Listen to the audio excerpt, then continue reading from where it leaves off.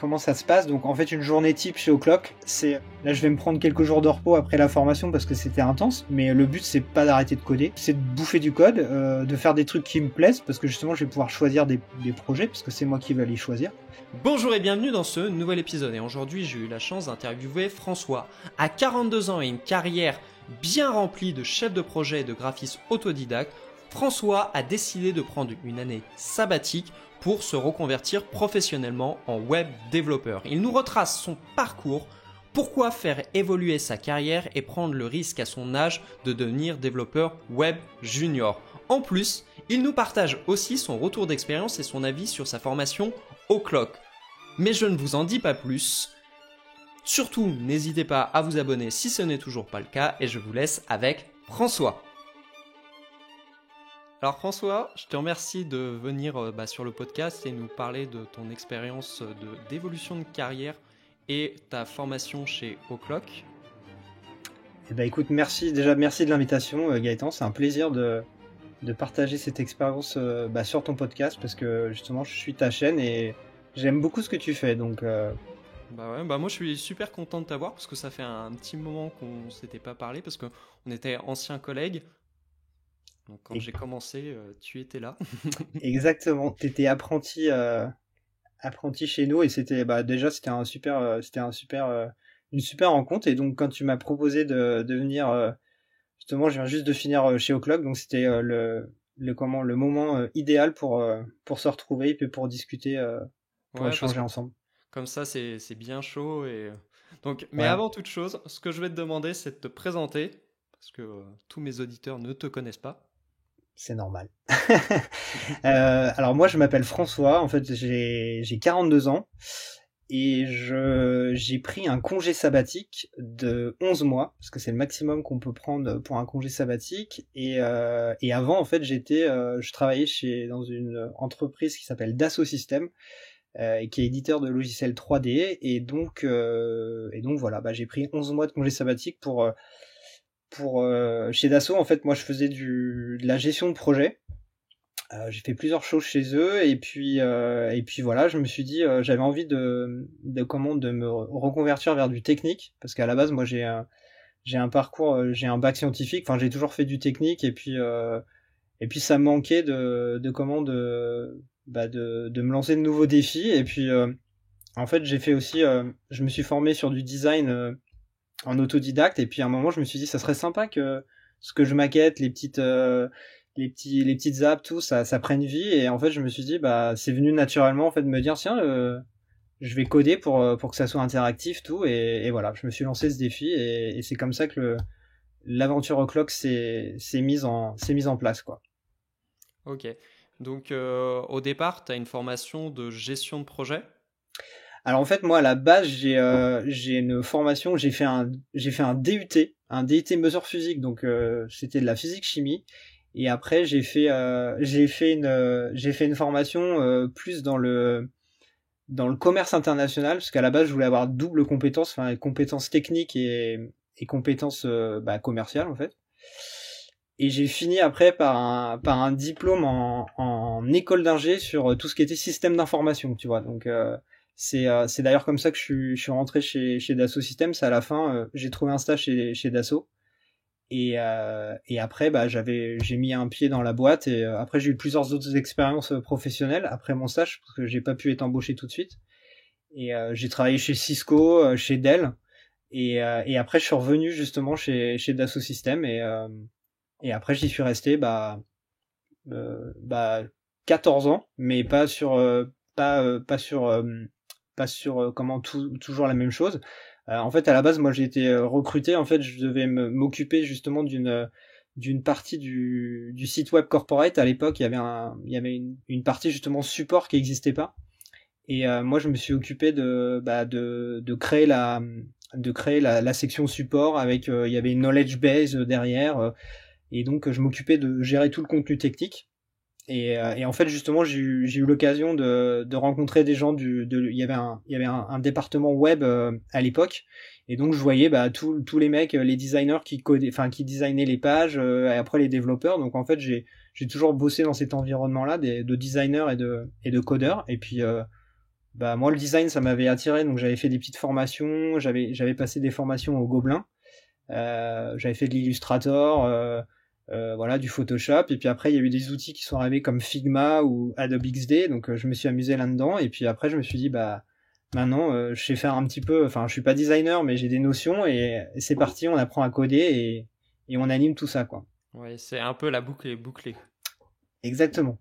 Et bah en fait je me suis rendu compte que après tu peux pas tout maîtriser, mais c'est vrai que en discutant avec des potes dev, ils me disaient que c'était enfin c'était rare. C'est vrai que généralement les développeurs n'ont pas forcément cette compétence là de comment de user experience ou même de design. Et en fait, je trouvais que c'était une bonne idée justement de d'avoir cette double compétence, de d'avoir des notions et puis après des notions de code pour pouvoir faire créer quelque chose de d'intéressant, et justement après de plus en plus quand tu vois sur les offres d'emploi tout ce qui est product owner, en fait les gens qui gèrent un produit justement c'est des gens qui savent parler aux designers et qui savent parler aussi aux développeurs, donc c'était voilà, la boucle était bouclée quoi. Ouais, bah c'est ça, quand tu m'as dit que tu faisais une formation au clock, moi ça m'a paru mais tellement évident, parce que t'avais un aspect graphique et là t'as un aspect dev, et en plus maintenant que tu me dis que tu fais de la gestion de projet, en réalité tu pourras être très facilement coordinateur d'un projet avec toutes tes compétences quoi. Ouais. Bah de toute façon en fait un des derniers postes que j'ai eu chez Dassault justement on bossait beaucoup avec des Indiens, et en fait il y avait une partie justement de dev indien, enfin il y en avait qui faisaient du design et des développeurs, donc moi mon job c'était ça, c'était je parlais avec des développeurs et des intégrateurs, enfin des designers, donc c'était un milieu qui ne m'était pas inconnu, mais c'est sûr que le milieu du dev, à part avoir fait quelques petites quelques petites lignes de JavaScript et puis un peu de HTML et de CSS pour m'amuser, voilà, j'avais pas plus de notions que ça quoi. Et ça va me faire vous poser une petite question, parce que moi j'ai souvent eu des étudiants qui étaient très tournés sur le graphisme, et t'as pas eu trop de mal avec le développement, parce que le développement c'est quand même quelque chose de très particulier. Mm. Bah, en fait, si tu veux, le truc, c'est que ça, bah, par exemple, ouais, tu parles de graphisme, tu vois, par exemple, bah, moi, il y a un outil que j'utilise pas mal, donc, qui s'appelle Figma, et en fait, Figma, ça marche vachement, avec une notion de ce qu'on appelle de composants. Mm. Et moi, c'est ce que j'ai retrouvé aussi après, dans le développement, c'est-à-dire que, enfin, ce qu'on nous a appris aussi, c'est toujours bien ranger, c'est-à-dire avoir une belle structure de projet, euh, bosser justement avec des choses réutilisables. Et en fait, cette notion-là, ça m'a pas forcément perdu. Moi, j'aime bien justement le rangement. Enfin, j'aime bien quand c'est bien rangé, euh, quand c'est euh, quand c'est fonctionnel, et que tu puisses justement, quand t'as besoin de faire une évolution, que ça soit pas compliqué. Alors après, c'est difficile de penser global tout de suite, des fois sur des projets, mais en fait, moi, j'ai bien aimé, j'aime bien la logique, et pour tout te dire, moi, ce qui m'a, après, on aura peut-être l'occasion d'en reparler un peu plus en détail, mais moi, ce qui m'a paru vraiment difficile, en fait, c'était plutôt le côté bah, back-end, tout ce qui Mm. était serveur, tout ça, parce que ça, j'avais jamais vu, et c'est ce qui m'a posé le plus de problèmes, en fait. Parce que c'était vraiment une notion que j'avais vraiment jamais croisée. Et ça m'a vraiment perturbé, parce que sur le début de la formation, ça allait, je comprenais, enfin le rythme était assez intense, mais ça allait. Mais quand j'ai commencé à faire du bac, waouh, j'étais sur le ring et j'ai pris un hypercut quoi. J'ai été un peu sonné quoi. Et ouais, je pense qu'on aura l'occasion d'en reparler après sur comment ça s'est passé ta Ouais. formation. Là, ce qui m'intéresse, c'est que tu m'as dit que tu as fait une année sabbatique. Mm. Donc, comment ça se passe par rapport à Dassault Systèmes? Est-ce qu'ils t'ont payé la formation? Est-ce qu'ils t'ont encouragé à le faire? Dans quel contexte ça s'inscrit? Alors en fait, ce qui s'est passé, c'est que justement ce projet de d'évolution de carrière ou de reconversion, en fait, je l'avais dans un petit coin de tête, mais je savais pas. En fait, j'avais jamais passé le cap. Et en fait, avec le confinement, j'ai commencé vachement à y penser. En plus, on bossait en comment en remote. Donc, en fait, j'ai activé tous les leviers, et en fait, j'ai annoncé à mon management que j'avais envie de faire ce saut-là. Et en fait, ils ont pas du tout été en désaccord, tu vois. Ils m'ont dit, bah ok, pas de problème, tout. Donc en fait, j'ai monté un dossier de mon côté. Après, j'ai monté ça dans mon coin, tout. Et après, je me suis aperçu que justement, mon entreprise, donc Dassault Systèmes, pouvait m'accompagner. En fait, il y avait eu des nouveaux accords qui avaient été mis en place. Et en fait, à la base, moi, je devais financer une partie avec mon CPF et une partie avec mes deniers perso, en fait. Et ce qui s'est passé, c'est que je me suis rendu compte que Dassault Systèmes, en fait, pouvait m'accompagner à hauteur de la moitié de ma formation. Donc en fait, ce qui s'est passé, c'est que j'ai payé la moitié de ma formation avec mon CPF et l'autre moitié a été financée par mon entreprise, enfin par Dassault Systèmes, même si je suis en congé sabbatique pour le moment, quoi. Donc D'accord. et donc je reviens. En fait, j'ai pris le maximum. En fait, quand tu prends un congé sabbatique, le maximum que tu peux prendre, c'est 11 mois. Donc moi j'ai pris le maximum parce que je savais que la formation elle est très intense, parce que la formation elle dure en gros elle dure 6 mois. Donc j'expliquerai sur les 6 mois comment ça se passe. Et en fait si tu veux, je me suis dit je pense que je vais être sonné à la fin de la formation. Donc moi je m'étais pris un créneau pour justement déjà pour prendre quelques jours pour me poser et surtout pour bosser à fond sur des mini projets, parce que le but c'est comme un graphiste, en fait c'est de créer un portfolio, de montrer de quoi tu es capable, de faire des tests techniques, enfin de montrer aux autres voilà que même si tu es dev junior, tu as des notions, tu peux faire des choses. Et en fait voilà, c'est vraiment moi ce que je veux c'est vraiment enfin j'ai en tête plein de mini projets. Et en fait j'ai envie de me constituer un portfolio qui me puisse me donner confiance et surtout aller discuter avec les recruteurs et montrer de quoi je suis capable, quoi. Alors, ouais, tu parles de recruteur. Donc, pour moi, une année sabbatique, c'est que tu quittes l'entreprise pendant, on va dire, toi, 11 mois, et ensuite Mhm. tu la réintègres. Ouais. Donc, Dassault Systèmes va te reprendre, ou tu vas dire au bout de 11 mois, bah, je démissionne et je me cherche un poste de développeur, où ils te disent, bah, maintenant qu'on t'a payé la formation, tu vas être développeur chez nous, quoi. Ouais. Bah écoute, moi en fait, il y a pas de en fait, il y a rien qui me lie en fait, moi j'ai signé aucun papier sur le fait que voilà qu'ils m'ont payé la moitié de la formation et que je suis obligé de revenir. Je sais que je reviendrai parce que en fait, moi, j'ai une reprise de contrat. En fait, mon contrat, en fait, le congé sabbatique, en fait, c'est une pause de contrat dans ton contrat de travail. Donc, en fait, moi, je continue toujours à recevoir des fiches de paye avec 0 € tous les mois, donc c'est assez comique. Mais en fait, je suis toujours lié à l'entreprise, donc normalement, moi, je vais revenir le 1er mars 2022. Mais le but, en fait, je sais que je vais pas avoir, en fait, je sais que je vais pas avoir de tapis rouge quand je vais revenir. On va pas me dire, bah écoute François, on a un super poste de dev pour toi, c'est la fête, vas-y quoi. Je sais que je vais revenir dans mon ancien département, ça se passe très bien avec mon management, enfin, je veux dire, il y a aucun souci là-dessus. Mais évidemment, moi à terme, c'est de pouvoir évoluer vers un poste de développeur, puisque voilà, j'ai passé 6 mois à apprendre un nouveau métier. Et puis il faut de l'entraînement. Et moi, je vais tout faire pour essayer de le faire chez Dassault Systèmes. Après, si c'est pas possible, j'irai toquer ailleurs. Mais vraiment, le but du jeu, c'est moi, de toute façon, je suis junior. J'ai plein de choses à apprendre et j'ai envie d'apprendre. Tu vois, j'ai 42 ans, mais enfin, moi, j'ai toujours fonctionné comme ça. C'est un besoin d'apprendre et surtout aussi de transmettre. Moi, j'adore transmettre. Et c'est ce que j'ai essayé de faire dans ma formation. J'ai aidé aussi des étudiants, enfin des collègues qui étaient des fois qui comprenaient pas, parce que j'adore partager. Mais je sais que moi mon but c'est de trouver une équipe avec un dev senior, parce que je sais qu'il faut quelqu'un qui m'apprenne, enfin qui montre comment ça fonctionne. Je vais pas pouvoir apprendre tout seul, parce que c'est bien d'apprendre tout seul, mais c'est génial d'apprendre avec les autres. Et en fait moi il faut que je trouve une équipe avec un mentor qui me guide, quoi, en fait, qui m'éclaire. Et moi je serais ravi de trouver cette personne et de collaborer avec lui, quoi. Mm. Bah ça, oui, et surtout, moi, c'est ce que je conseille à mes étudiants, souvent de trouver une équipe où les gens ils bossent bien. Alors, il y a la formation où tu vas apprendre plein de trucs, mais il y a la différence entre ce que tu apprends en formation et le monde réel. Mm. Et moi, je sais qu'il y a mon niveau que j'ai à l'heure actuelle, c'est uniquement parce que ouais, j'ai été prise en main par des gens qui savaient super bien développer. Et en plus, toi, tu as la chance de travailler à Dassault Systèmes où des très bons développeurs, il y en a beaucoup. Ok. Bah et moi j'ai halluciné dans la formation parce que c'est vrai que dans la formation t'as différents niveaux, hein. T'as des gens qui savent au début qui savent pas du tout coder, enfin qui ont des petites notions.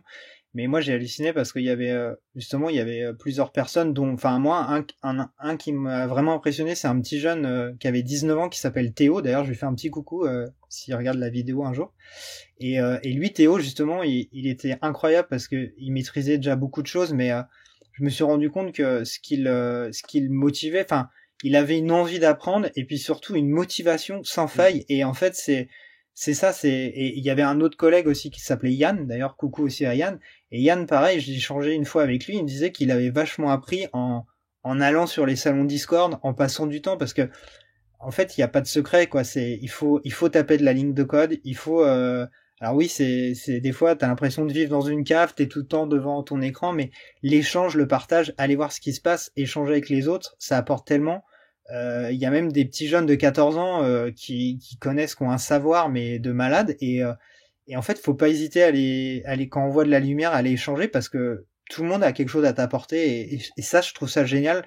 J'ai trouvé que dans notre promo, il y avait vraiment beaucoup d'entraide et je pense que le milieu du dev, enfin justement, il y a tout le temps à apprendre et je trouve qu'il y a vraiment un bon esprit de communauté et voilà et il y a toujours quelqu'un qui pourra t'aider ou qui pourra échanger avec toi et ça j'adore ça. Ah, ça, oui, l'esprit communautaire. Moi, j'ai une petite anecdote là-dessus. J'ai été embauché par une boîte. Ils m'ont fait passer un test technique et il y a un truc que j'arrivais pas à faire parce que c'est pas dans mon champ de compétences. Et je suis allé sur un serveur Discord, j'ai demandé, les mecs, j'ai un problème, est-ce que quelqu'un a la solution à ça? Il y a quelqu'un qui m'a répondu, ouais, tu fais comme ça, tu fais comme ça. Il a passé une demi-heure à m'expliquer. Ou est-ce que je m'étais trompé? Ah oui, mais c'est ce que tu viens de raconter, c'est exactement ça. Je crois que c'était je crois que c'était sur la chaîne de Benjamin Code où justement il était en train de coder, il faisait un live Twitch, ce qu'il codait son avatar en 3D, je crois il faisait du 3JS et en fait il était bloqué. Et justement c'est un petit jeune un petit jeune de 16 ans qui l'a contacté et en fait le gars il était dans son lit sous sa couette, tu vois, il parlait pas fort pour pas réveiller ses parents. Et le gars, il lui a débugué le truc et il a halluciné, quoi. Enfin, tu vois, parce que justement, et le gamin, il en savait, mais il en savait trop, quoi, parce que avec Internet maintenant, bah, enfin, YouTube, tout, c'est Ouais, trop cool, quoi. bah, c'est ce que je vois maintenant. La connaissance, elle est illimitée et partout. Donc tu peux apprendre n'importe quoi. Et moi, quand je vois que j'ai appris dans des bouquins à 15 ans, j'avais mes bouquins de JavaScript où tu tournais les pages, tu recopiais, ça marchait pas, tu savais pas très bien pourquoi. Sur IE, là, quand je vois maintenant les outils qu'on a à l'heure actuelle, il n'y a plus aucun prétexte pour pas apprendre à coder. Ah ouais, non, mais mais d'ailleurs, c'est marrant c'est marrant que tu abordes ce sujet-là parce que c'est aussi des fois un reproche qu'on fait aussi aux formations peut-être en ligne où des gens comprennent pas pourquoi on paye justement pour faire une formation. Et alors, je suis d'accord, hein, il y a beaucoup de ressources sur Internet. Et d'ailleurs, ça faisait partie de mon projet de fin d'études. On a codé en fait une application, un site web justement qui référençait les bonnes ressources et les bons mentors, les bons mentors à suivre pour justement apprendre parce qu'on s'est rendu compte que dans le dev, en fait, la problématique, c'est ça, t'as tellement de ressources qu'au début, en fait, tu vas avoir un tuto, tu vas suivre un mec, tu sais pas trop si ce qu'il fait, c'est bien. Puis après, tu vas voir qu'il utilise le mot-clé var, tu vas te dire, ah ok, ça j'ai vu ça en cours, le var, c'est pas terrible ça, je crois. Donc en fait, tu vas dire, bon bah lui, je sais pas si c'est du bon contenu, tout, et en fait, t'as besoin des fois aussi d'être cadré et d'être formé aussi par des gens dont c'est le métier et qui se disent ok ça c'est la bonne pratique et ça se fait pas quoi parce que Ouais, t'as tout quoi. c'est ça, c'est qu'à l'heure actuelle, comme la connaissance est devenue quasiment infinie, mais elle est devenue aussi très anthropique, donc t'as n'importe qui peut parler, donc tu sais pas la source, tu sais pas qui l'a dit, dans quel contexte. Et moi, je Mm. vois sur YouTube, le problème de YouTube, c'est que l'algorithme, il choisit des vidéos au pif, quoi. Donc tu peux regarder une vidéo sur comment on fait un environnement Docker, et la vidéo suivante, du même mec, il te dit, bah, comment tu codes ton application JavaScript. Et t'as pas un Ouais, cours bien structuré. ouais. Je pense, oui, quand tu achètes une formation, ce que tu payes, c'est la structuration et l'accompagnement. Ouais, mais en plus, je pense que, en fait, en ce moment, j'ai l'impression que ça explose, ce côté, justement, cette notion de mentorat. Bah, notamment, enfin, maintenant, enfin, même au-delà du dev, hein, voilà, le gouvernement met ça aussi en avant sur accompagner les jeunes, il faut qu'ils trouvent des mentors dans les entreprises. Mais c'est vrai que je trouve que bah, je trouve on a besoin justement d'avoir des gens, c'est comme quand tu arrives dans une nouvelle entreprise, enfin bon, tu te crées un réseau, tu échanges avec les gens et tu as besoin d'avoir justement un guide, enfin quelqu'un qui te dise, bah voilà, euh, enfin qui t'accompagne. Et justement, alors je me rappelle plus de son nom, mais j'avais suivi une autre chaîne YouTube où justement ils interviewaient un mec, justement un dev backend qui était évangéliste chez Node. Je crois qu'il s'appelait Thomas Gentilhomme. Et justement, lui, j'avais beaucoup aimé son approche parce que lui, il disait, enfin lui, c'était enfin tu voyais, il avait fait un PDF justement, comment devenir un bon développeur back-end. Le mec, il avait fait un truc canon, enfin vraiment bien fait. Et et en fait, le gars, il te disait que bah lui, ce qu'il faisait kiffer en fait, c'était de faire monter en compétence les devs juniors. Justement, il était hyper chaud de les monter, de les mettre en mode Super Saiyan, parce que le but c'est ça, c'est que enfin moi après c'est mon esprit. Des fois, tu tombes par exemple sur des managers qui vont justement te crier dessus ou tout, et j'ai jamais compris. Je me dis, tu pourras jamais obtenir quelque chose de bien si justement tu mets en mauvaise condition ton employé, enfin ton collègue. Et justement, toujours dans la bienveillance, de faire monter en compétence quelqu'un. Et justement, quelqu'un qui a fait une reconversion ou même qui est dev junior, tout, je pense que c'est quelqu'un qui a énormément de motivation. Et déjà, ça, au niveau des soft skills, bah en fait, le gars, c'est quelqu'un qui a envie d'apprendre, qui a envie de tout donner. Et moi, je sais que après, c'est ma personnalité, mais moi, je sais que j'aime bien les choses bien faites. Et moi, si un sujet me passionne, moi, je vais pas compter mes heures. En fait, ça va pas être, pour moi, ça va pas être du travail. Mon objectif, ça va être de trouver une solution à un problème, et je vais m'y lancer à fond, quoi. Et justement, je vais essayer de rendre un produit fini, qui soit aux petits oignons, quoi. Et, et voilà. Si on peut trouver, justement, si on peut trouver des mentors, des gens bienveillants, avec du savoir, bah, et d'ailleurs, je crois que toi, tu es mentor aussi. Enfin, toi, tu Oui. travailles, c'est ça, pour Open Classroom, et Alors, t'es mentor, toi. ouais, je suis mentor chez Open Classroom et je Ok, suis aussi prof en université. Donc, ok, ok. moi, c'est un peu différent. Moi, j'adore l'enseignement, mais en France, disons que l'enseignement n'est pas très bien valorisé. Hmm. Donc, quand je gère pas mon entreprise, bah, je fais de l'enseignement. Et c'est aussi une des raisons pour laquelle je fais cette chaîne YouTube. J'aime bien partager, mais il y a un truc que je reproche à l'enseignement classique, c'est que un cours, il est dit une seule fois aux 20 personnes qui sont là. Si t'es pas là, tu l'as perdu. Et l'avantage de YouTube, c'est que tu vois, là, on est en train de discuter et il y a des centaines de personnes, des milliers de personnes qui pourront la regarder et se dire, bah, j'ai appris quelque chose de ces deux mecs random. Ah ouais, bah mais, mais tu sais, enfin, moi, j'ai fait une partie de mes études au Canada. Et en fait, enfin, c'est marrant, ça coïncide pile poil il y a 20 ans, parce que quand j'étais au Canada il y a 20 ans, bah, il y a eu les attentats du World Trade Center, et donc moi j'étais étudiant dans une université là-bas. Et en fait, moi j'ai halluciné, bah, c'est d'ailleurs là où j'ai commencé, j'ai fait mes premières lignes de code, parce qu'il y avait un cours, il y avait un cours de HTML, CSS, mais c'était, c'était archaïque, mais je me rappelle, j'avais fait un site qui était horrible, ça popait de partout.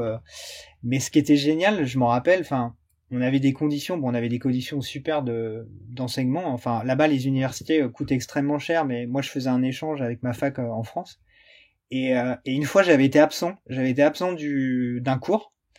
Et en fait, là-bas, on avait des commandes, des mailbox. En fait, tu sais, les profs pouvaient mettre des petits mots, des trucs comme ça. Et un jour, j'avais loupé des cours et les profs m'avaient mis des mots. Ils m'avaient donné des liens. En fait, ils avaient un serveur sur le campus, et en fait, quand tu loupais un cours, t'avais accès justement à ce que t'avais loupé. Enfin, il y avait une copie du cours, tout. Et j'avais halluciné parce que je m'étais dit, mais moi, parce que j'avais fait de la fac un peu en France, et j'avais fait on est à des années-lumière de cette bienveillance-là, quoi. Et et c'était il y a 20 ans. Et Parce c'était il y a que, 20 ans, ouais. parce que moi, j'ai été assistant de professeur il y a 12 ans au Canada, au Québec. Ouais. Donc, je faisais partie de ces gens qui assistaient les étudiants. Ouais. parce que pour payer mes études, il fallait bien que je travaille un petit peu. Et quand tu as fait maths sup, maths spé, tu peux donner très facilement des cours au Canada dans toutes les disciplines scientifiques. Mm. Parce que le niveau de maths au Canada, il n'est pas moins bon, mais il est plus réparti sur toutes les matières. Mm. Contrairement en France où il est très concentré pour les gens qui ont fait maths sup, maths spé. Mais ça a été très formateur, mais ça, on n'imagine pas que tu puisses avoir un prof particulier payé par l'université. En France, on n'imagine pas ça du tout, quoi.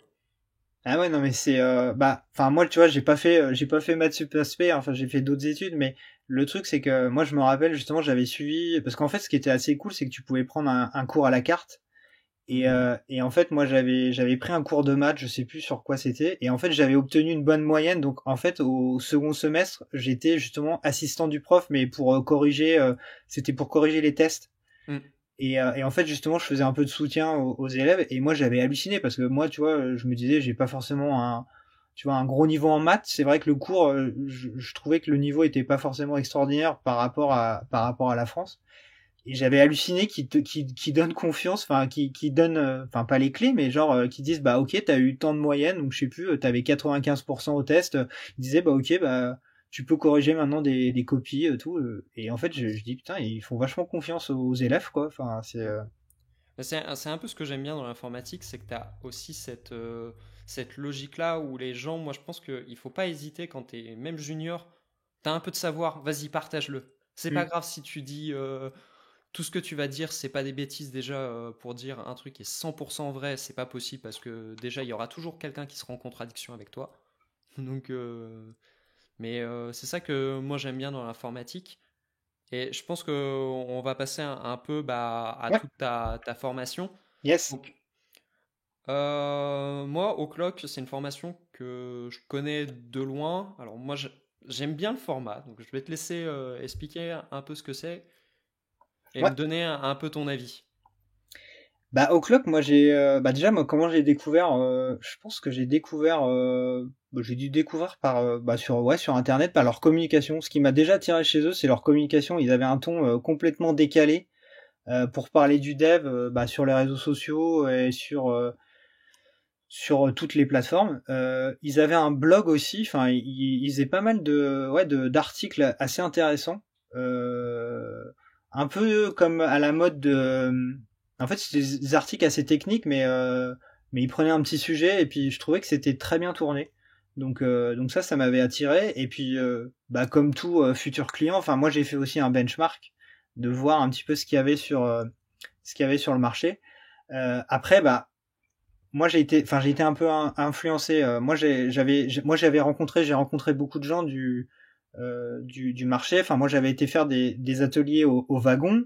Le wagon, ça avait l'air très très bien, mais le truc c'est que c'était une formation plutôt courte parce qu'au clock c'est une formation de 6 mois. Le wagon c'était quelque chose, c'était plutôt sur 2 mois, je crois, de souvenir. C'était du Ruby. Alors moi j'avais fait tout le cours Ruby sur Code Academy parce que c'est une partie du recrutement pour aller au wagon. Donc j'avais passé tous les tests, j'allais signer, mais en fait moi j'avais pas envie de faire de Ruby, je voulais vraiment apprendre du JavaScript. Donc je m'étais tourné sur Ironhack parce qu'il proposait, mais pareil, Ironhack ça avait l'air d'être très bien, mais c'était des formats très courts, enfin c'était 2 mois. Donc en fait moi dans ma tête je voulais quelque chose déjà, comme on était en temps de Covid, je voulais quelque chose en téléprésentiel. Je voulais au minimum, je voulais 5 mois, 6 mois, enfin je sais pas pourquoi dans ma tête c'était plus plus logique au moins de prendre ce temps-là pour assimiler des choses parce que je me suis dit en 2 mois, enfin je me voyais pas assimiler beaucoup de connaissances. C'est pas possible. Donc C'est en 2 mois, tu peux pas être développeur web en 2 mois. Moi, je ouais, vois. bah, Il et faut. même tu vois même en 6 mois, enfin tu vois beaucoup de choses, mais il faut le temps de digérer. Après, moi je regardais ce que faisaient les élèves du wagon, hein, ils faisaient des super trucs. Donc c'est pas du tout pour dénigrer le travail, mais je sais pas moi pour moi en tout cas. En tant que François, je me suis dit, moi, je pars sur une formation en téléprésentiel parce que Covid, j'avais pas envie de m'embêter à me dire, on sait pas, le virus va retaper, on va être bloqué, enfin, ça va être le. Et moi, j'avais commencé justement les cours, j'avais pris des cours du soir de React à la mairie de Paris, et justement, premier cours, le prof positif au Covid, donc je me suis dit attends, moi j'ai pas envie. Et après on a fait les cours à distance avec la mairie de Paris, donc ça c'était cool. Mais je me suis dit attends, j'ai pas envie de me retrouver dans un truc de formation. Ils vont me dire ah bah non, Covid, qu'est-ce qu'on fait? Donc téléprésentiel, 6 mois de formation, et puis c'est comme ça que j'ai cliqué chez O'Clock et que j'ai commencé en fait tout le parcours parce que t'as plusieurs étapes en fait avant d'arriver à être admissible chez O'Clock. Donc ça, je peux en parler. En fait, en gros, tu prends contact. En fait, tu remplis un formulaire d'inscription. Voilà, toute somme logique. Donc voilà, ton nom, prénom, tout. Après, il y a quelqu'un qui va revenir vers toi et qui va t'envoyer, je crois, de souvenir. T'as un test. Alors c'est pas un test technique, c'est un test plutôt logique. En fait, ils vont tester un peu ton niveau d'anglais. Ils vont te poser 2-3 questions sur l'informatique, mais c'est des notions très enfin, c'est très vaste en fait. Je veux dire, c'est pas du tout. Ils vont pas te demander de coder quelque chose. Enfin, c'est pas. C'est juste pour voir, voilà, tester un peu ta logique. Donc après ça, en fait, moi j'ai été admissible. Donc après, quand t'es admissible, ils t'ajoutent dans un Slack. Donc t'as un Slack des admissibles. Et à partir de ce moment-là, donc t'es dans des conversations avec des référents d'admission. Et donc il y a tous les élèves des futurs promos qui sont là, et en fait t'as un temps infini pour monter ton dossier de financement en fait. Donc ils vont quand même t'accompagner si t'as des questions sur comment monter ton dossier de financement. Enfin il y a un accompagnement là-dessus, parce qu'à terme voilà, le but c'est que tu signes au plus vite le contrat, et puis que tu commences la formation. Mais ce qui s'est passé c'est que il y a eu beaucoup de demandes avec le Covid, et en plus O'Clock était déjà un peu connu à l'époque, mais a été encore plus mis en lumière pendant le confinement parce que ils ont développé un outil pour leur salle de classe virtuelle qui est plutôt sympa.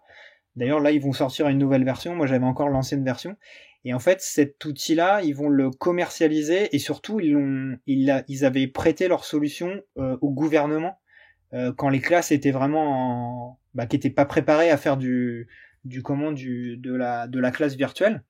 Donc en fait ils ont mis à dispo, je crois, des serveurs, enfin, et donc ils ont été un peu médiatisés pendant cette crise. Donc je pense que ça leur a donné aussi une aura. Et donc il y a de plus en plus de gens, et les promos se sont remplis très très rapidement, quoi. Oui, bah surtout moi j'avais discuté avec quelqu'un de chez O'Clock et il me disait que le problème d'Oclock c'était plus de recruter suffisamment de personnes pour former. Ouais.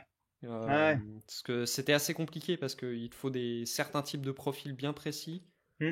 Donc une fois que tu as été pris dans cette formation, ça se passe comment? C'est des projets, c'est des cours, c'est des classes en ligne, parce que tu me parles d'un outil. Ouais. Alors juste, j'ai oublié un dernier truc. En fait, le dernier process avant d'être admissible chez O'Clock, tu dois faire une vidéo, tu dois t'enregistrer en fait. Tu dois t'enregistrer. Ils appellent ça le confessionnal, un peu comme dans les téléréalités. Donc tu dois faire une vidéo de 15 minutes de toi en fait, et tu leur envoies, et en fait tu dois leur expliquer tes motivations, pourquoi tu veux faire du code, voilà. Bon, voilà, fin de parenthèse de l'admissibilité. Et sinon, alors comment ça se passe? Donc en fait, une journée type chez O'Clock, c'est alors déjà tu te connectes. En fait, t'as des horaires fixes.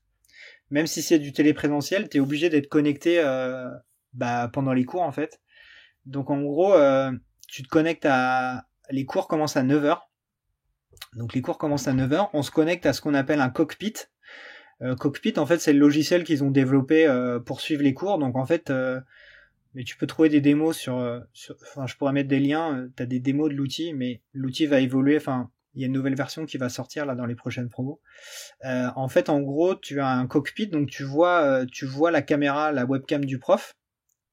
Le prof tu vois une deuxième webcam. En fait, tu as ce qu'on appelle un helper. En fait, il y a toujours un prof helper, enfin un assistant du prof, qui est là, par exemple, si quelqu'un bloque sur une notion de code, il va être là pour lui envoyer des infos, répondre à ses questions si le prof a pas vu la question. Et après, tu vois ta classe virtuelle, donc tu vois tes collègues de travail. Donc soit tu vois leurs photos, ou soit tu vois aussi leur webcam, parce qu'ils peuvent activer aussi la webcam. Et dedans, ce qui est plutôt pas mal, c'est que Donc tu as une partie où tu vois tout le cours, l'écran du prof, donc tu vas avoir les slides, tu vas avoir s'il fait un live share, en fait tu peux t'envoyer le live share, donc tu peux coder avec lui dans VS Code. Et dans le cockpit, en fait, dans les échanges dans le chat, il y a une possibilité aussi d'envoyer des lignes de code, parce qu'il y a un préfixeur, enfin tu utilises des mots-clés en fait pour mettre du code en relief, enfin pour le coloriser. Et donc c'est pas mal, tu peux envoyer des questions, et t'as des, comme un peu sur Twitter, enfin t'as des hashtags, tu peux mettre hashtag question ou hashtag quelque chose, et en fait ça va popper chez le prof, et il va dire ah ça c'est une question, donc en fait il peut y répondre quoi. Ça ressemble quand même à un vrai cours en physique. Et en plus de ça, si je comprends bien, tu as un deuxième prof qui est là, Ouais. qui s'occupe du chat. Donc, en gros, tu peux poser une question et pas forcément interrompre tout le cours.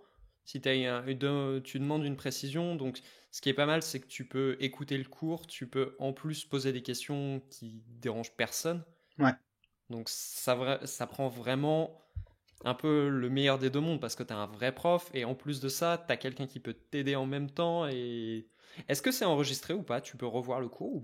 Ouais, alors ça c'est une très bonne question. Ça c'est génial parce qu'en fait ce qui se passe c'est que en fait t'as des replays. Alors dans la nouvelle version ça pourra pas se reproduire, mais dans l'ancienne version en fait ce qui se passait, enfin moi à tout début de cours je disais au prof, enfin je lui mettais un gros warning, lance le replay, parce que c'est déjà arrivé plusieurs fois que des profs oublient de faire le replay, donc c'est plutôt problématique, mais en fait c'est une bonne chose comme ça peut être une mauvaise chose, parce que en fait le premier truc qu'ils nous apprennent à l'école, en fait comme on a des grosses journées, parce qu'en fait ce qui se passe c'est que on a cours de 9h à midi, de midi à 1h on a une pause déjeuner, donc on a 1h pour déjeuner, et de 1h à 15h on a recours, et de 15h à ce que tu veux, en fait, à la fin de chaque cours, t'as des fiches récap, en fait, t'as des fiches de cours, et tu as des challenges, t'as des exercices. Donc, c'est-à-dire que, quand tu as bien compris le cours, il n'y a pas de souci, t'enchaînes l'exo, tout, mais des fois, il faut que tu revoies le cours. Et ce qui généralement, ils ne conseillent pas, c'est de se retaper les replays, parce qu'en fait, les replays, ça prend énormément de temps. Moi, au début du cours, en fait, parce que t'as deux promos, c'est-à-dire que les promos, généralement, c'est des promos de 50 personnes. Donc, t'as deux classes. En fait, non, c'est que t'as une promo, mais t'as deux classes. Et en fait, on a ce qu'ils appellent, moi, j'étais la promo, ils prennent toujours des noms sympas.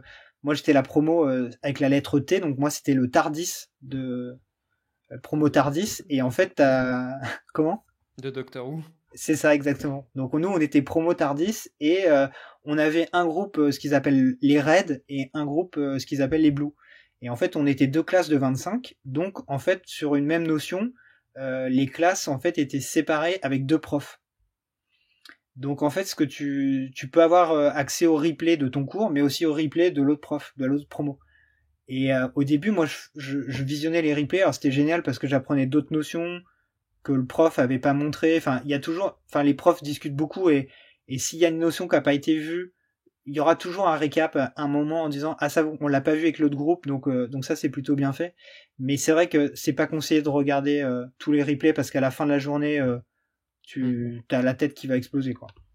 Et surtout que le contenu audio, à moins que tu sois sur Twitch, il y a beaucoup de blanc, il y a beaucoup de... Ouais. C'est pas la façon d'apprendre qui est la plus efficace. C'est peut-être celle qui permet d'aller le plus précisément, parce que tu vois un peu tout, tu vois l'écran, tu vois la personne, tu vois ce qui a été dit. Mais ouais, donc t'es pas lancé dans la nature, t'as vraiment un accompagnement qui est proche d'un cours universitaire en réalité. Ouais, t'es pas lancé dans la nature. Après je te dis, c'est parce que bah faut se le dire, en fait enfin faut le dire, parce que les bootcamps c'est pas non plus aussi fait, enfin parce que c'est un cours online, mais c'est un bootcamp, c'est pas fait je pense pour n'importe qui.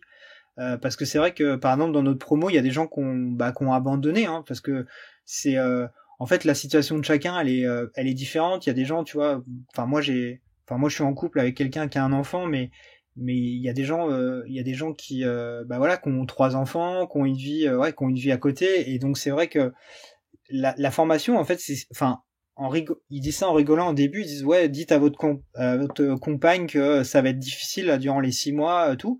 Mais c'est vrai, parce que ça demande tellement d'investissement perso, parce que des fois tu vois, ça t'arrive de te reconnecter le soir parce que t'as pas compris une notion, puis des fois tu vas te coucher à 1h du matin, parce que voilà, t'as pas compris un truc et puis tu veux finir l'exo, quoi. Donc c'est vrai que il y a un bon accompagnement, ça y a pas de souci. Par contre, c'est vrai que ça demande un gros investissement personnel. C'est-à-dire que c'est pas c'est pas genre je suis le cours, je suis inactif, je suis le cours, c'est bon, j'ai compris et puis si tu pratiques pas à côté, c'est très compliqué, quoi. Bah ça, oui. Et ce qui me pose une question, comment ça se passe pour la partie pratique? Tu m'as dit qu'en fin de journée, bah, tu as des exos. Ouais. Donc, mais si par exemple tu bloques sur une notion quelconque, comment ça se passe? Tu peux demander au prof, tu peux demander à une aide ou tu demandes aux autres étudiants? Ouais. Alors, bah justement, en fait, on a un Slack. En fait, chaque promo a un Slack. Donc, on a plusieurs canaux dedans. Donc, il y a des canaux justement généraux où t'as les profs qui vont lancer, enfin, qui vont partager des annonces, des choses comme ça. Mais il y a des canaux d'entraide. En fait, ce qui se passait, c'est que le soir aussi, on utilisait pas mal Discord parce qu'en fait, O'Clock te permet aussi de te connecter à des salons Discord. Il y a toute une infrastructure et donc il y avait beaucoup d'entraide le soir. Tu pouvais te connecter même s'il y avait plus de profs, parce que les profs ils sont assez réactifs. Tu les tags, tu leur poses une question, donc ils vont te répondre, il y a pas de souci. Par contre, enfin moi c'est pour ça que j'ai adoré et notre référent justement notre référent de promo, il a halluciné parce que il y a eu vraiment une grosse entraide dans notre promo, mais c'était hallucinant parce que tu pouvais te connecter tard le soir, t'avais toujours même un élève, tu vois, qui traînait et qui disait, ok, moi j'ai fini l'exo, bah en fait, moi je peux aider des gens, je peux essayer de leur expliquer, et je pense que c'est une super pratique parce que en fait ça conforte aussi le fait que l'étudiant a compris et qui doit expliquer en d'autres termes pour pouvoir expliquer à d'autres gens. Donc ça c'est génial. Et ce qui se passe aussi, c'est que en fait, on travaille comme un peu Netflix et des saisons. En fait, t'as des saisons dans O'Clock.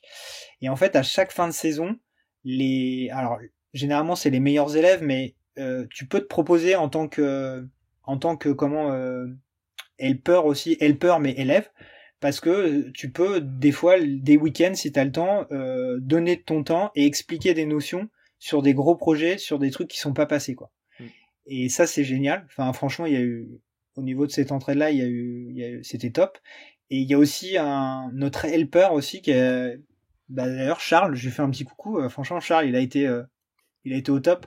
Parce que lui, justement, il se connectait, d'ailleurs, il a eu un enfant dernièrement, mais lui, je me rappelle, il a vu qu'il y avait une notion technique qui avait pas été, comprise par parce qu'il y a beaucoup d'infos aussi qui remontent. Les profs disent ok, ça n'a pas été compris et tout. Donc en fait lui il a mis en place un soir, je me rappelle, il a fait un call jusqu'à 20h30, tu vois, alors qu'il était plus sur ses horaires d'école, mais en fait il a fait un live sur Google Meet et en fait il a repris un projet de zéro et il a dit ok c'est pas compris, bah on y va quoi, c'est parti. Il a tout redécortiqué et bah là tu pouvais que dire bah bravo quoi en fait. J'espère qu'on lui a fini une prime à la fin de l'année. Je ne sais pas. Mais en tout cas, il a été là, franchement, il nous a accompagnés et ça a été un régal parce que, Hmm. et franchement, c'était toujours dans la bienveillance parce que lui, en fait, ce qu'il faut savoir, c'est que généralement, alors nous, ouais, le helper, lui, il avait fait aussi la formation au clock. Donc en fait, lui, il connaissait très bien comment fonctionnait l'école, tout, et il avait déjà fait aussi. Alors lui, il avait pas fait parce que chez O'Clock, en fait, moi, ce qu'il faut savoir, c'est que j'ai pris moi la formation full stack JavaScript. Alors, peut-être que je t'interromps un petit peu. Ouais. Comment ça se passe? Donc, tu as des projets sur tout le cursus, tu as un tronc commun, tu as une Ouais. spécialisation? Alors en fait, moi, la formation que j'ai suivie, donc moi, c'était focus sur JavaScript, ce qu'on appelle full stack, donc front-end, on avait bah, HTML, CSS, JavaScript, et on a fait donc ça c'est ce qu'ils appellent le socle. Pendant le socle, en fait, tu revois, ça dure 3 mois. Tu revois bah, HTML, CSS, donc JavaScript, et tu fais aussi du back. C'est là où tu vois Express, Node.js, voilà toutes ces technos là. Donc ça dure 3 mois. Et après le socle, en fait, tu vas rentrer dans une phase de spécialisation. Donc tu as 2 spécialités à choisir.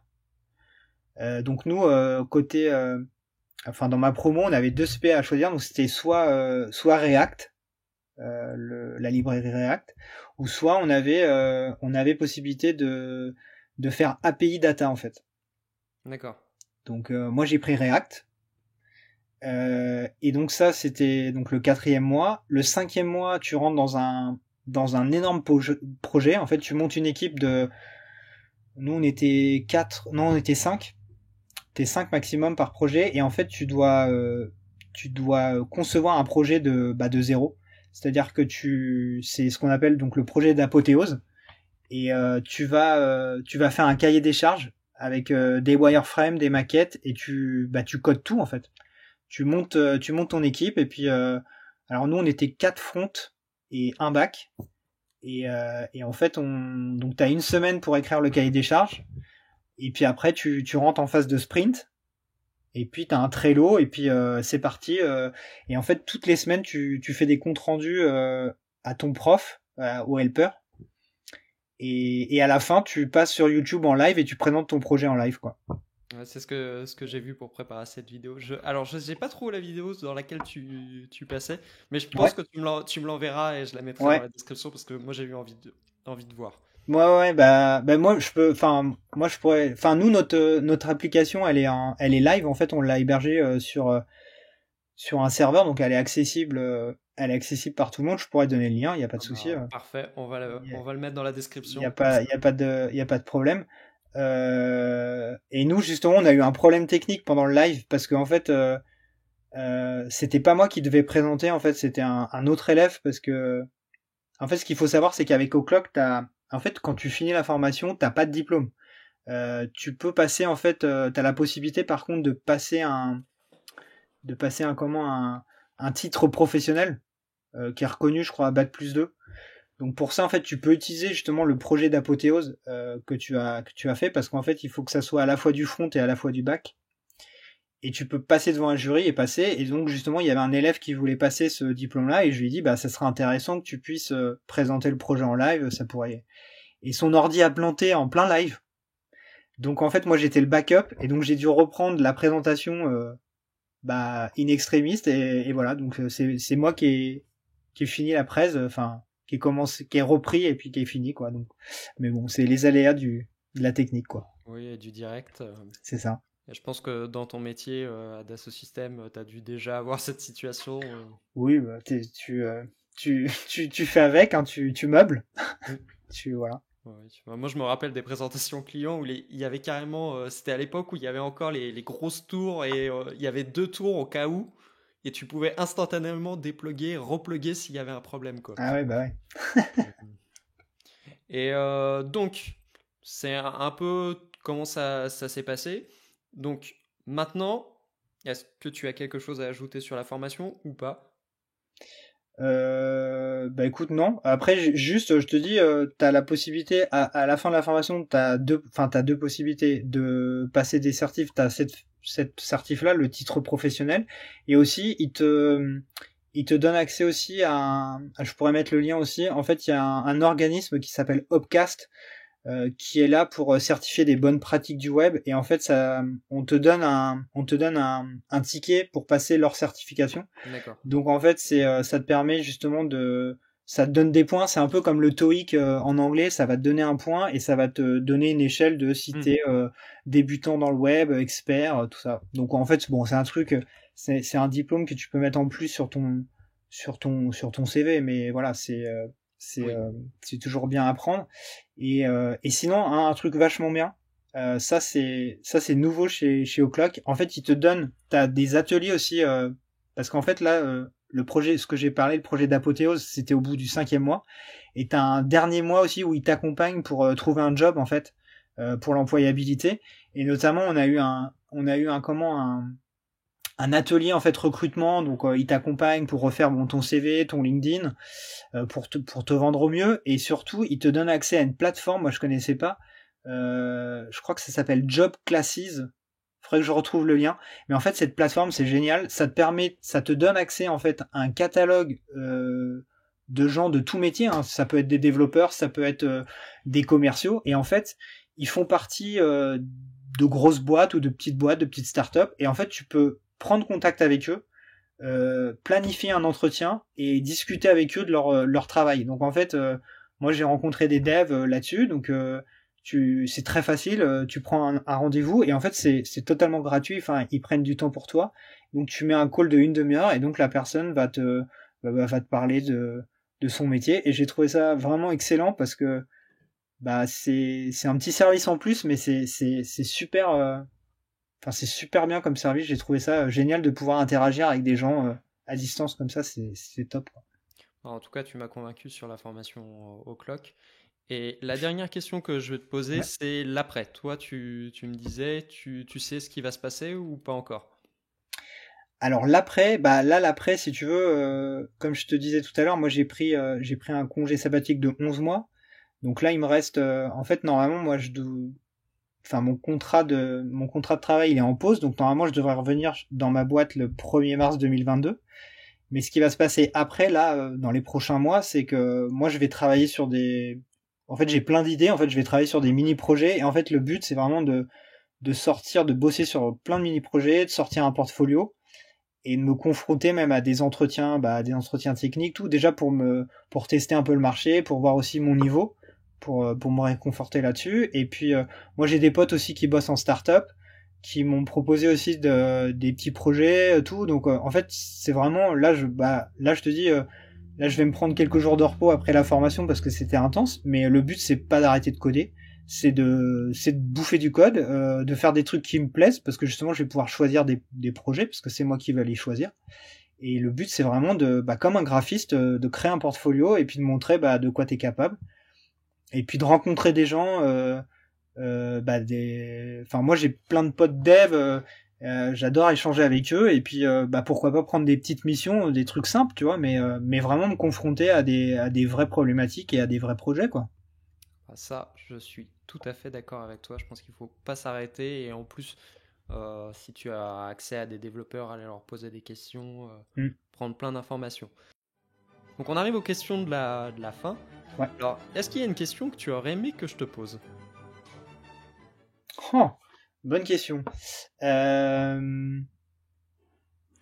Est-ce que je sais même pas si tu me l'as posé, mais si je crois si tu m'as posé la question de savoir comment j'en étais arrivé Mm. comment j'en étais arrivé au dev. Euh, Ça peut être une réponse, non? non, mais je peut-être que tu aurais pu me poser la question de pourquoi t'adores apprendre ou parce que c'est vrai que j'ai enfin moi je suis toujours dans une démarche d'apprendre. Enfin moi ça me remplit de joie. Enfin je sais pas, j'adore apprendre. Pour moi une journée une journée qui est pas réussie, c'est une journée où j'ai rien appris en fait. C'est Louis Lumière qui disait ça. Il disait Ah une bah voilà. journée où je n'ai rien appris, c'est une journée de perdu. Voilà. Et je trouve que ouais que ce soit dans tout domaine, j'adore apprendre. Je sais pas pourquoi. Et c'est un truc, j'ai l'impression qu'on m'a pas forcément appris à l'école, tu vois, d'apprendre ou tout, parce que je me rappelle, il y avait certains trucs que t'apprenais par cœur, et en fait, tu te dis, mais j'apprends ça, mais ça me servira à quoi? Enfin, après, c'est pareil dans n'importe quelle étude. Des fois, tu te dis, mais ça, ce truc-là, j'ai jamais. Et en fait, j'adore apprendre des choses, mais qui vont me servir. C'est comme en musique. Moi, quand j'ai commencé la musique, le prof, il me disait, faut apprendre ça. Ok, faut apprendre ça. Mais je savais pas pourquoi je devais l'apprendre, en fait. J'avais pas de, je devais apprendre quelque chose, mais je savais pas à quoi ça allait ça allait me servir. Et tous les déclics que j'ai eu, c'est le jour où j'ai compris en me disant, ah ok, ça je vais l'apprendre pour ça, ok. Et voilà. Et, et en fait, moi j'ai vachement lu aussi de bouquins là sur tout ce qui est les méthodes d'apprentissage. Et par exemple pour le code informatique, ce qui m'a vachement aidé aussi, c'est de faire des espèces de mind map. Parce que j'avais vu ça dans un cours, je crois que c'était un jeune codeur d'ailleurs qui est super sympa, qui fait du Python. Je me rappelle plus son nom. Ah, c'est Graven? Non, c'est pas Graven, c'est Thibaut. Je crois qu'il s'appelle Thibaut. J'ai oublié son nom, je suis désolé. En plus, il a une formation sur Udemy. Je pourrais mettre le lien parce qu'il fait vraiment du super contenu de qualité. Et en fait, dans une de ses vidéos, il donnait en fait des techniques d'apprentissage. Et c'est lui qui m'a fait réagir là-dessus. Et il disait que lui, par exemple, quand il apprenait un nouveau langage, Lui, au début, il regarde plein de vidéos et en fait, il prend des notes. Alors lui, il a déjà des bases de code, mais en fait, tous les mots qu'il comprend pas, il les note et en fait, il fait un mind map. Donc, il part, par exemple, bah voilà, il fait un nuage de mots. Il part de Python et puis, enfin, c'est comme par exemple JavaScript, tu vois. Tu fais un nuage de mots puis tu dis tiens, je sais pas, il y avait un tuto, ils ont dit promesse. C'est quoi une promesse? Je connais pas. Asynchrone. Et en fait, au fur et à mesure, tu vas t'apercevoir que t'as plein de notions. Donc tu vas chercher, tu dis ah ok ça veut dire ça, et après tu vas regrouper les notions. Et en fait ça m'a aidé de fou pour à chaque fois je me faisais un mind map pour j'aime bien les choses organisées et ça m'a recadré tout en fait. Ah, c'est pas mal. Je connaissais pas du tout cette astuce, mais maintenant que tu me le dis, je trouve ça fait vachement sens de faire ça parce que tout est un peu éclaté. Ouais. Et grâce à ça, tu peux structurer, tu peux faire des liens entre les branches, tu peux vraiment voir Ouais, les complètement. relations. Ah, c'est vraiment pas mal. Et je pourrais partager, moi je m'en suis fait un j'ai commencé pour JavaScript tout. Et ça m'a super aidé quoi. En fait il y a des trucs qui sont débloqués en fait. Ok. Et donc là, on est à parler. Est-ce que tu as une ressource à nous partager, un livre qui t'a plu, qui t'a permis d'avancer ou pas? Ouais, alors carrément. Bah, j'en ai plusieurs. Pour tout te dire, pour tout te dire, en fait, dans la formation, moi, on m'appelait Captain Ladoc parce qu'en fait, moi, je balançais tellement de liens, j'ai spammé en fait tous les élèves. Ils m'ont dit à la fin de la formation, ils m'ont dit, je sais plus où mettre les favoris que tu m'as envoyés. Il y en a trop, quoi. Mais justement, ça fait partie du projet de fin d'études que j'ai présenté avec j'allais dire mes collègues, enfin mes collègues de formation. On a développé en fait un site qui référence, enfin des ressources et des mentors aussi à suivre pour apprendre du code. Et le truc c'est que moi j'ai isolé vraiment des gens à suivre. Notamment par exemple il y a une formation en plus qui est gratuite. Je suis tombé sur j'ai trouvé ça génial. Je suis tombé il y a un site qui s'appelle Développeur Libre, je crois. Oui, C'est des de Quentin. youtubeurs, ouais, Oui, Quentin, ouais, Quentin, Quentin. ouais.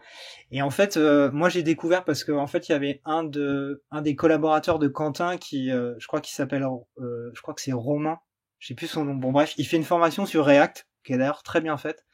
Et en fait, ils mettent en partage un cours gratuit de JavaScript sur les bonnes pratiques de JavaScript, mais en fait c'est une introduction, on va dire, à React sur les dernières fonctionnalités de JavaScript. Et ce cours, il est gratuit, mais c'est une pépite. Parce qu'en fait, il t'explique des trucs très compliqués, mais d'une manière, j'ai trouvé super simple. Et en fait, ils te font, j'ai trouvé, enfin, ils te font monter d'un niveau parce que tu peux avoir plein de cours de JavaScript, mais ce cours-là, je sais pas pourquoi, je me suis dit ah ouais là c'est vraiment, c'est entrée plat dessert quoi. Et je le mettrai dans parce que en fait je l'ai partagé dans les cours, dans les ressources de mes camarades et ils connaissaient pas ce site-là et j'ai trouvé ça dommage. Mais franchement j'ai adoré. Enfin, j'ai trouvé qu'ils ont fait un super boulot quoi. D'accord. Bon, je te rappellerai que je n'ai le droit qu'à 3000 m- mots dans la description YouTube. Mais bon, Ah on bon, partagera tout ça. ok. On trouvera un moyen. Et une des questions, et ça sera l'avant-dernière, si tu avais quelqu'un à me recommander de chez O'Clock à interviewer, tu me conseillerais qui? Ah bonne question. Euh, Bah écoute, ça peut être enfin ça peut être des élèves comme des D'accord. helpers. Euh, je pense que tu pourrais interviewer justement notre helper Charles. Enfin franchement Charles c'est un mec adorable et justement lui il était dans l'enseignement avant, il était chercheur et en fait il est devenu développeur parce que justement il s'embêtait un peu en recherche et justement il disait que c'était ça faisait il y avait il y avait un problème justement au changement. Enfin il travaillait peut-être avec des gens tu vois qui étaient dans leur bureau un peu vieux qui aimaient pas trop le changement et lui il a voulu justement se confronter à d'autres problématiques et lui ouais c'est un mec super. Donc D'accord. Charles Charles tu pourrais l'interviewer avec plaisir quoi. Eh ben, l'invitation est lancée. Voilà. Et ma dernière question, François, où est-ce qu'on suit tes aventures? Sur quelle plateforme on te retrouve? Ah, c'est une bonne question. Écoute, avant j'avais pas trop de LinkedIn. Bon, j'ai un LinkedIn, mais en fait c'est prévu que je fasse un site web, enfin un site avec mon portfolio. Mais surtout, je pense que j'ai vachement envie de créer un blog. Parce que j'ai envie d'en fait partager justement comme mes collègues de formation me disaient ouais tu balances à chaque fois des liens, j'ai vraiment envie de faire un truc où je balance tous mes liens que je trouve parce que j'adore aller à la pêche aux liens. Donc c'est pas encore live, mais j'ai un GitHub aussi, j'ai un GitHub donc je pourrais mettre tous les liens tous les liens en partage. Mais avec la joie du fait que ça soit pas en direct, si tu me le fais dans le mois, je pourrais le rajouter dans la description. Voilà. Voilà. Mais après avec plaisir pour vous partager. Enfin, j'ai un dossier favori avec plein de trucs, donc je peux et je serai. Enfin, si vous voulez me contacter par LinkedIn pour avoir des infos, que ce soit sur O'Clock ou même sur autre chose, sur comment apprendre ou aller chercher des bonnes ressources, alors là, avec grand plaisir. Merci de nous avoir suivis jusqu'à là, donc n'hésitez pas à vous abonner, à laisser un petit commentaire, ça fait toujours plaisir, et quant à nous, on se retrouve dans 2 semaines pour une nouvelle interview.